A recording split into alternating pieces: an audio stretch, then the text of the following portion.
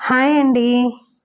ఈ స్టోన్‌ని మనం quartz crystal cluster stone అంటారండి. ఈ క్వార్ట్జ్ క్రిస్టల్ క్లస్టర్ స్టోన్‌లో మనకు నంబర్ ఆఫ్ క్వార్ట్జ్ క్రిస్టల్ ఒకే చోట గ్యాదర్ అయ్యి ఒక గ్రూప్ లాగా, ఒక స్టోన్ లాగా కనబడతాయండి. ఇలాంటి క్లస్టర్ స్టోన్ దొరికే చోట గ్యారంటీగా ఖచ్చితంగా డైమండ్స్ ఉంటాయి అని నమ్మొచ్చండి.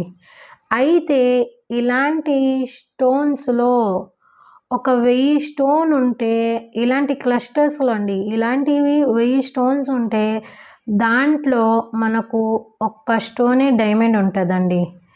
అది మనం తెలుసుకోవాలండి.